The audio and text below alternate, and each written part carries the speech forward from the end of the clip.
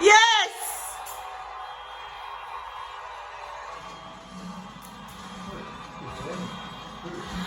Oh my God!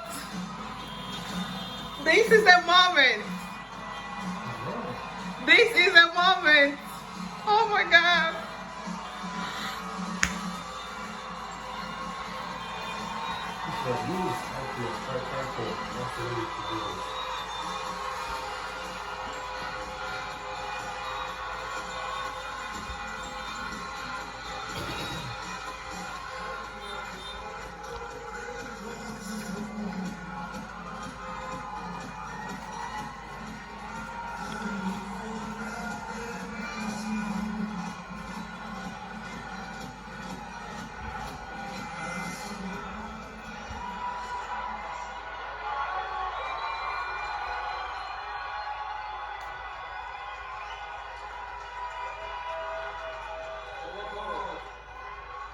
My fellow Americans,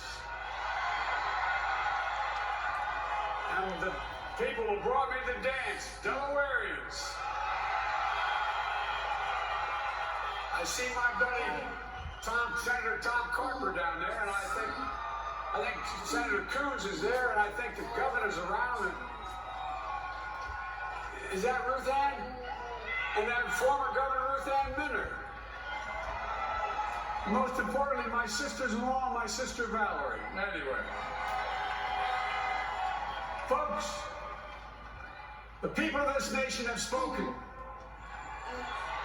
They've delivered us a clear victory, a convincing victory, a victory for we, the people. We've won with the most votes ever cast on a presidential ticket in the history of the nation. 74 million.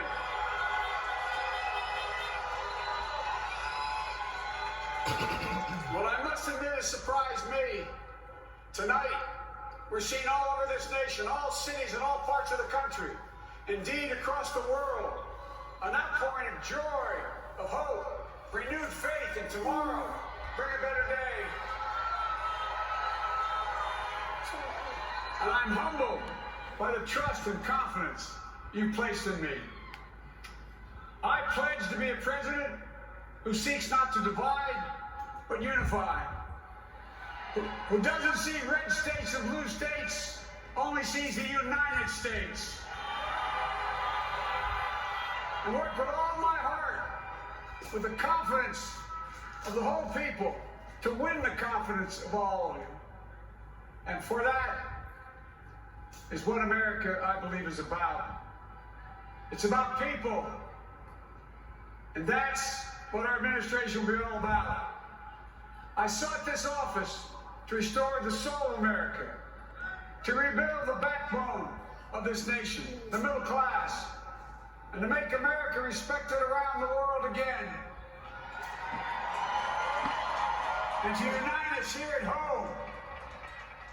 It's the honor of my lifetime that so many millions of Americans have voted for that vision.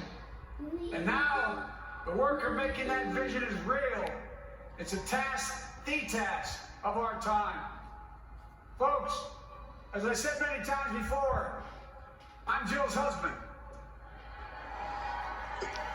And I would not be here without their love and tireless support of Jill and my son Hunter and Ashley, my daughter, and all our grandchildren and their spouses and all our family. They're my heart. Jill's a mom, a military mom, an educator.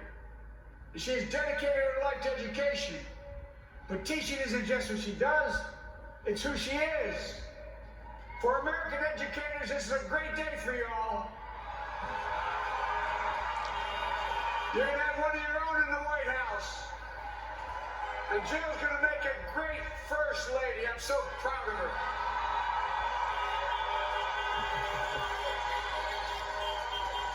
Well, I'll have the honor of serving with the fantastic Vice President who you just heard from, Kamala Harris,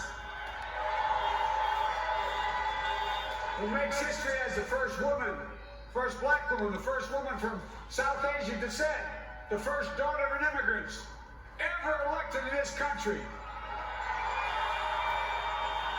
Don't tell me it's not possible in the United States.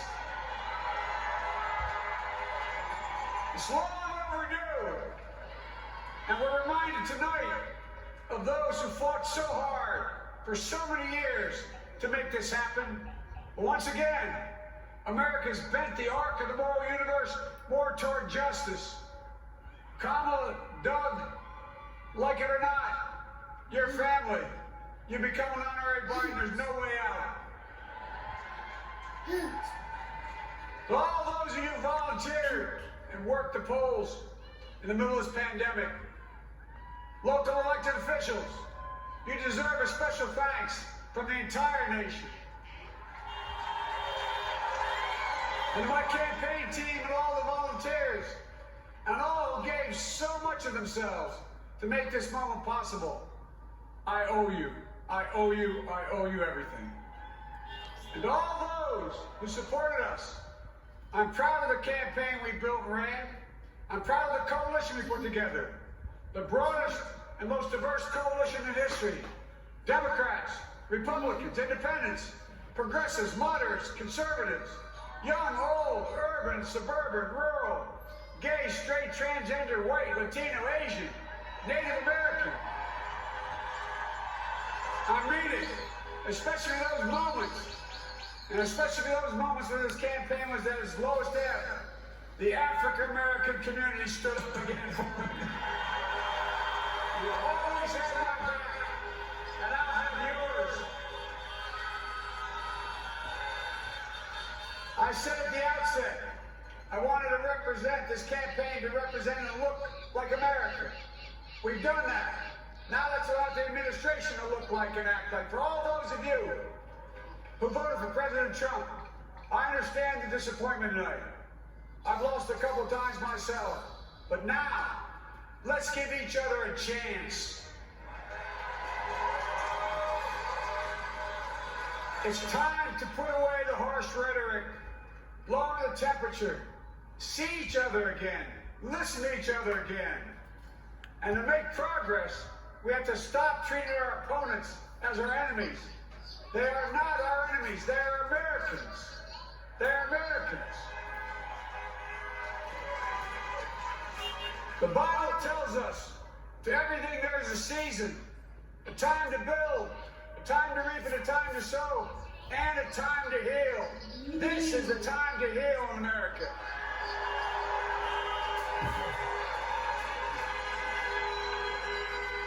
Now this campaign is over.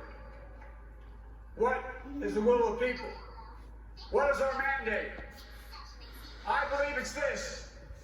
Americans have called upon us to marshal the forces of decency, the forces of fairness, to marshal the forces of science, and the forces of hope in the great battles of our time.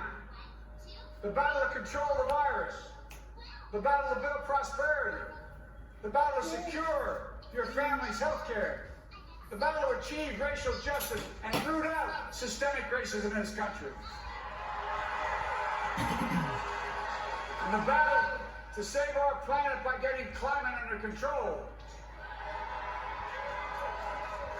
The battle to restore decency, defend democracy, and give everybody in this country a fair shot. That's all they're asking for, a fair shot.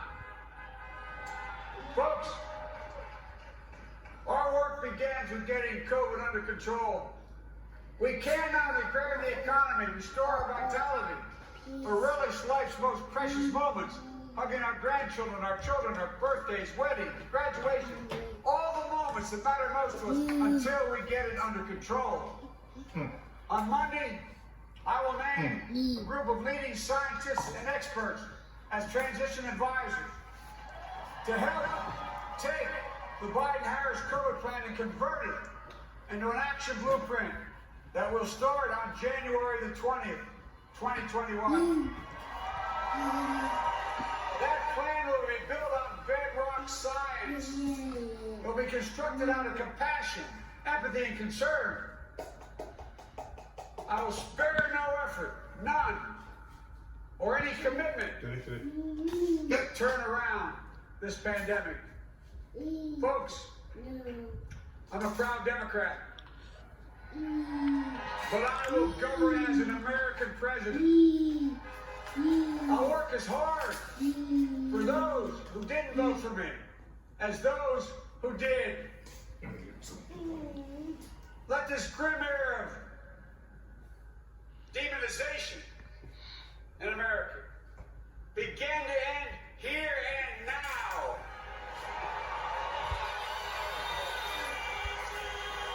The refusal of Democrats and Republicans to cooperate with one another is not some mysterious force beyond our control. It's a decision, a choice we make. And if we can decide not to cooperate, then we can decide to cooperate. And I believe that this is part of the mandate given to us from the American people. They want us to cooperate in their interest. And that's the choice I'll make. And I'll call on Congress, Democrats and Republicans alike, to make that choice with me. The American story is about slow yet steadily widening the opportunities in America. And make no mistake, too many dreams have been deferred for too long. We must make the promise of the country real for everybody, no matter their race, their ethnicity, their faith, their identity, or their disability. Folks, America has always been shaped by inflection points, by moments in time where we've made hard decisions about who we are and what we want to be. Lincoln in 1860, coming to save the Union. FDR in 1932, promising a beleaguered country a new deal. JFK in 1960, pledging a new frontier. And 12 years ago, when Barack Obama made history, he told us, yes, we can. Well, folks, we stand at an inflection point. We have an opportunity to defeat despair, to build a nation of prosperity and purpose. We can do it. I know we can. I've long talked about the battle for the soul of America. We must restore the soul of America. Our nation is shaped by the constant battle between our better angels and our darkest impulses. And what presidents say in this battle matters. It's time for our better angels to prevail. Tonight, the whole world is watching America. And I believe in our best. America is a beacon for the globe. We will lead not only by the example of our power, but by the power of our example. I've always believed, many of you heard me say it, I've always believed we can define America in one word: possibilities.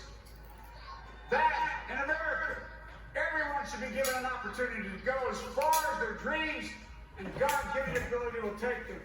You see, I believe in the possibilities of this country.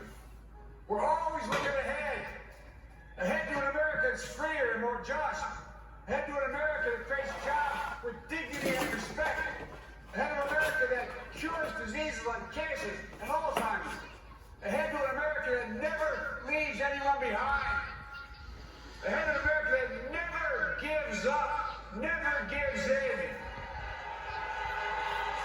This is a great nation. It's always been a bad bet to bet against America. We're good people. This is the United States of America.